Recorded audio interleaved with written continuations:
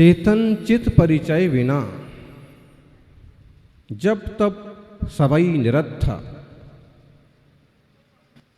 कण बिन तुस जिम फटकते कछु ना आवे हथ। यानी निज आत्मा के परिचय के बिना चाहे जप हो चाहे तप हो, चाहे पूजा हो चाहे दान हो, चाहे साधु जनों के प्रति श्रद्धा समर्पण ही क्यों ना हो, लेकिन बिना चेतन के ज्ञान, बिना स्वरूप के बोध, ऐसे समझो कि कण तो नहीं है फिर भी भूसा फटक रहे हैं। जिस भूसे में कण निकलने की संभावना नहीं है उसको कितना भी फटकते रहो कुछ मिलने वाला नहीं है। जीवन में कहीं भी धर्म ध्यान करने जा रहे हैं तो इतना निर्णय कर लीजिए, आप भी एक आत्मा है और मुनिराज भी एक आत्मा है। जैसे वो आत्म कल्याण कर रहे हैं वैसे आपको भी कल्याण करना है। ज़्यादा टीका टिप्पणी, ज़्यादा उलझनों में पड़ोगे, उनका कुछ बिगड़े ना बिगड़े आपका ठिकाना नहीं पड़ेगा। बड़े पूंजी वाले को थोड़ा मोड़ा घाटा लग जाए, 150 रुपये का जेब कट जाए, कोई फर्क नहीं पड़ेगा, लेकिन जिसकी पूंजी 150 हो उसका क्या होगा। इसलिए गृहस्थों को ज़्यादा पच में पड़ने की बजाय अपने विवेक से धर्म ध्यान के मार्ग पर बढ़ना चाहिए। गुरुजन तो निरंतर आत्म कल्याण के लिए बढ़ ही रहे हैं। और एक बात अभी सुन रहे थे आप, संपर्क और संबंध में बड़ा फेर होता है। कई बार हम कहते हैं कि हमारा उनसे संपर्क है, हमारा उनसे संबंध है, लेकिन दोनों में बहुत अंतर है। संपर्क तो पानी में तेल की तरह है जो सिर्फ ऊपर ऊपर होता है, पानी में कभी एक मेघ नहीं होता है।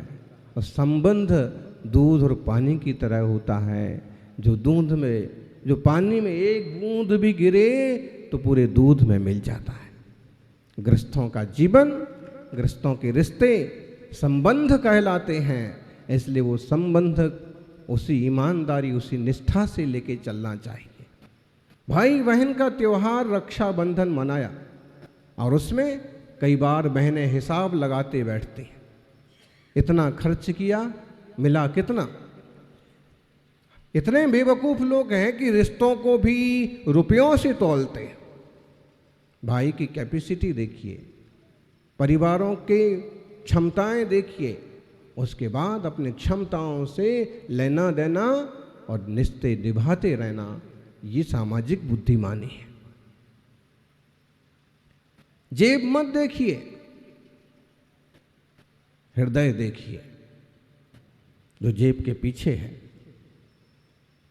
अगर आपको हृदय देखना आ जाए, दिल को परखना आ जाए, तो फिजूल की बातें यूं खत्म हो जाएंगी, राग देश की वारदातें यूं खत्म हो जाएंगी। आचार्य देव कहते हैं कि भाई धर्म में रहो तो दूध पानी की तरह होगी, और संसार में रहो तो जल और तेल की तरह। संसार चिपकने लायक नहीं है। रिश्तों में निष्ठा और ईमानदारी जरूरी है, लेकिन संसार चिपकने लायक नहीं है। अपना कर्तव्य करते हुए भी ये निश्चय रखिए कि एक दिन सब कुछ छूटना है, सब कुछ छोड़ के जाना है। आचार्य श्री पूज्यपाद स्वामी कहते हैं, भाई राग देश का जंजाल ही सबसे खतरनाक है, इसे छोड़ो। रागद द्वेषादि कल्लोलये रलोलम यन्मलोजलम स पश्यत्यात्मनस्तत्वम तत्तत्वम नेत्रम जना। राग द्वेषादि कल्लोलये, राग और द्वेष एक तरंगे हैं जो जल में उठा करती हैं। जैसे जल में तरंगें उठती हैं, समुद्र में लहरें आती हैं और डूब जाती हैं, वैसे चित्त में राग द्वेष का परिणाम आता है और जीव को उथल पुथल किए देता। राग द्वेषादि कल्लोलय रलोलम यन मनोजलम, इससे जिनका मन अलोल है, चंचल नहीं है, हो जाता है।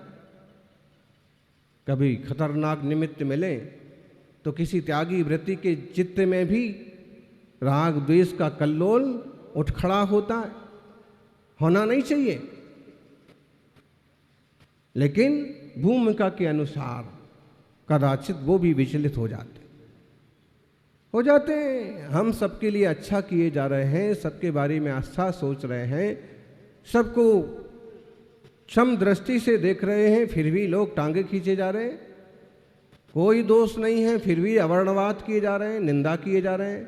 कोई गलती कमी नहीं निकल रही है तो ही उंगली उठाए जा रहे हैं। इसलिए मुनि जंगल में रहना पसंद करते थे। जानवर क्या करेंगे, वो अपनी आवाज में चीखेंगे, चिल्लाएंगे, निकल जाएंगे। ज्यादा कोई खतरनाक होगा तो खा जाएगा, शरीर को खाएगा, परिणाम को नहीं बिगाड़ पाएगा। लेकिन ये 2 पांव का जो जानवर होता है ना, काली खोपड़ी वाला, ये खाता कम है, बिगाड़ता ज्यादा है। जंगल में शेर भी आ जाए तो वो खा जाएगा मुनि महाराज को ज्यादा से ज्यादा, और तब भी वो अपनी स्थिरता बनाए रख सकते। उन्हें पता है कि शेर का काम खाना है।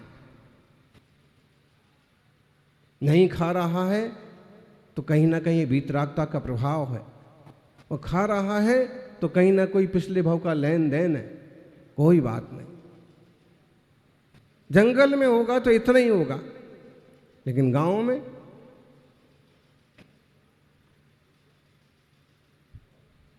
खाने से बुरा काम करेंगे।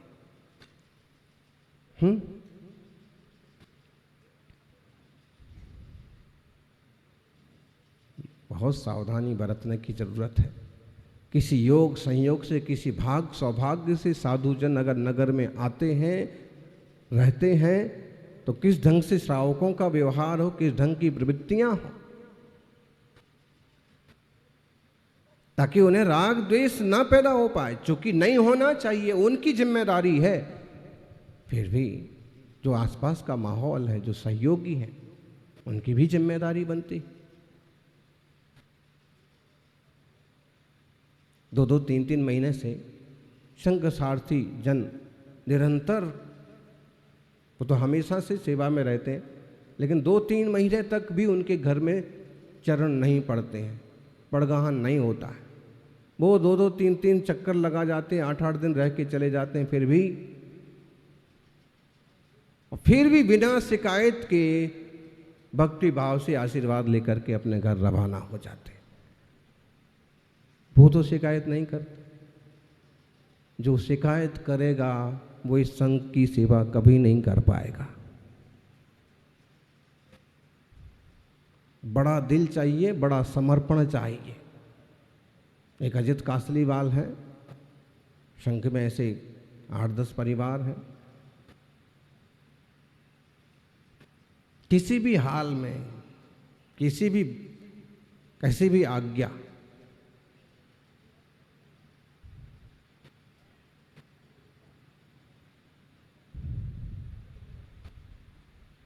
आज उपस्थित नहीं है त्रिलोक गोधा, पूरे परिवार के साथ 8-8 दिन रह के फिर वापस खाली हाथ चले जाते हैं। पड़गानी नहीं हो पाता है, फिर भी उसी भक्ति से वंदना करके जाते हैं। 2-4 दिन में फिर हाजिर हो जाएंगे। समर्पण श्रद्धा किसे कहते हैं? कुछ श्रावकों से सीखो। मुंह बजाना बहुत लोगों को आता है,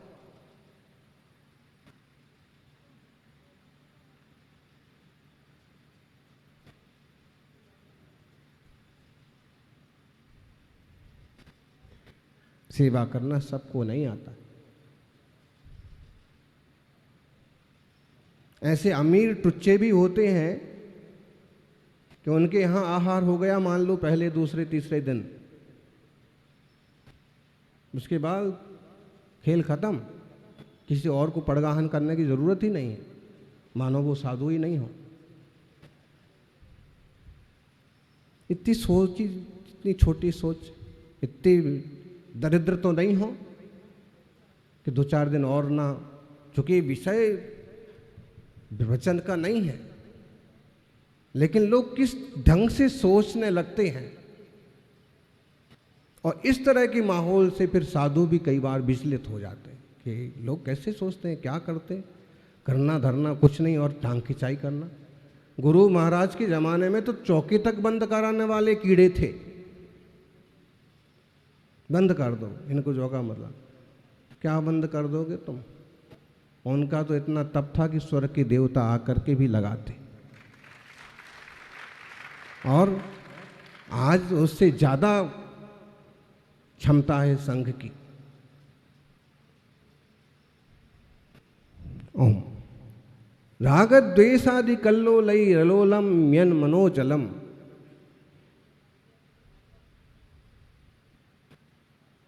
राग द्वेष की कल्लोल जिनके मन में नहीं है, वह आत्म तत्व को देखते हैं और कोई नहीं देखता। जब मुनिराज सर्वसंग त्याग करके ध्यान में बैठते हैं, तब देखिए उनके परिणाम, उनकी शांति चित्तता, उनकी स्थिरता।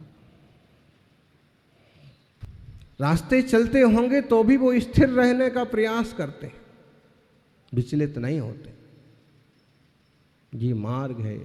मुनि दीक्षा का पथ ही तब होता है जब वह राग द्वेष से बचता है। ये बैठे कमल पाटनी के सुपुत्र एक बार दर्शन को आए उदगांव कुंजबन। गुरु महाराज से कहा कुछ करना चाहता हूँ, संघ के लिए कुछ करना चाहता हूँ। महाराज जी ने कहा ऐसा क्या कर सकते हो आप बताइए। महाराज जी ने कहा एक अच्छी सी पत्रिका निकालो, बरसों तक अपने दम पर वेरी स्पेशल इंडिया टुडे से भी बढ़ के पत्रिका उन्होंने सन्मति एक्सप्रेस के नाम से निकाली। गुरु महाराज से कोई लेना देना नहीं। ध्यान रखिए, इनका भावना थी कि जिन धर्म का प्रचार प्रसार हो, मुनि संघों की प्रभाव ना बढ़े। सहयोगी मिल गए, मिल जाते हैं, अच्छे सहयोगी भी मिल जाते हैं।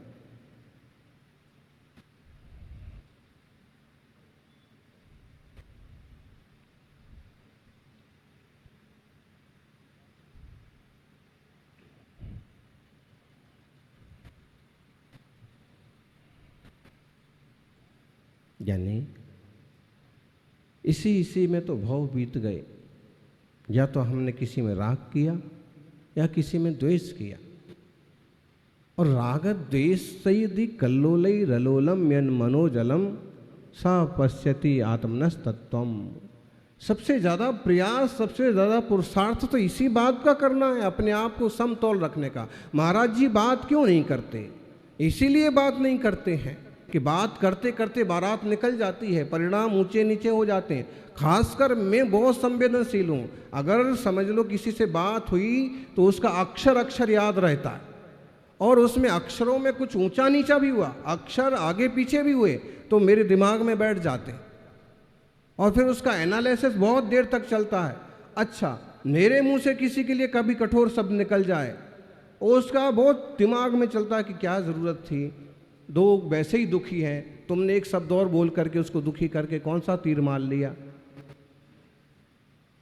तो इसलिए चुप रहने में भलाई समझता हूँ। आप उसे भले तपस्या समझते होंगे, लेकिन मौन रहने में मैं अपनी भलाई समझता। एक चुप 100 सुख। एक शब्द बोला, 2 शब्द बोले, शब्दों की बहुत कीमत है। तीर्थंकर प्रभु एक शब्द बोलते हैं और लोग दीक्षा लेने को तैयार हो जाते हैं। क्या शब्द का वैभव है। शब्द ब्रह्म कहा है, और जब हम शब्द का उपयोग सही नहीं कर पा रहे तो हमें चुप रहने में भलाई।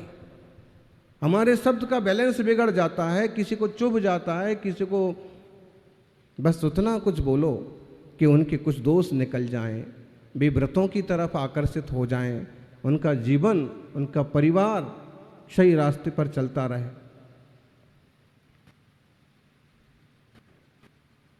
आपने उबलता हुआ पानी देखा? उबलता हुआ पानी में अपना चेहरा देखा? पानी है वो, उस पानी में आप चाहते तो चेहरा दिख सकता है, लेकिन कब दिख सकता है? जब तक वो शांत है, ठंडा है, उबल नहीं रहा है। और आप उसमें देखो, आप कितना बढ़िया चेहरा दिख रहा है। जब तक पानी उबल नहीं रहा है तब तक उसमें चेहरा दिखता है, और जब पानी उबलता होता है तो चेहरा भी उसमें उबलता हुआ ही दिखता है, नहीं दिखता। और अगर थोड़ा बहुत दिखे भी तो उबलता हुआ ही दिखता है। ऐसे ही राग द्वेष आदि से उबलते हुए आत्मा में शुद्ध आत्मा नहीं दिखता। राग द्वेष शांत हो तो चैतन्य तत्व की स्वरूप की अनुभूति हो, धर्म की अनुभूति हो, मार्ग की अनुभूति हो, तो फिर मुनि में मुनि दिखें। मुनि में आप क्या देखते हो बताओ पाटनी जी? वो तो कुछ और ही कर रहे। मुनि में क्या देखते हो आप? ये इस टाइप का चेहरा हो गया तो ये सुनील सागर महाराज हो गए, ये इस टाइप की महाराज तो ये अमुक सागर हो गए। लोग इस तरह से गिनते हैं आजकल। मुनि में सिर्फ मुनिपना देखो, मुनि में सिर्फ मुनिपना देखो। इनमें 28 मूल गुण हैं, इनमें साधना है, इनमें वही रूप है जो तीर्थंकर महावीर का था, कुंद कुंद भगवान का था। ये मुनिराज है, पूजनीय है। मुनि में नाम मत देखो, पुद्गल का रूप मत देखो। पुद्गल का रूप तो पुद्गल का है, मिट्टी में मिल जाएगा, चाहे आपका हो चाहे हमारा। गुरुवर सन्मति सागर जी भी 72 साल में चले गए, विद्यासागर महाराज भी, विद्यानंद भी। अरे तुम पुद्गल को क्या देखते हो, तन को क्या देखते हो? चेतन को देखो, उनके भीतर निहारो, उनकी प्रशांत मुद्रा, उनका व्रत संयम साधना, उनके परमेष्ठी पने को नमस्कार करो। और ज्ञानी इधर ही मत रुक जाओ, इससे और आगे बढ़ो। चलते फिरते सिद्धों से गुरु, मुनि में सिर्फ मुनि मत देखो, मुनि में सिद्ध भगवान के दर्शन करो। क्यों? यही 28 मूल ज्ञानसी साधना ही तो अनेक अनेक मुनिवृंदों ने की, और वे इसी ढंग की साधना, इस तरफ की व्यवहार साधना और शुद्धात्म तत्व की निश्चय साधना करके वो ही सिद्ध हो गए। ये भी कभी सिद्ध हो जाने वाले हैं।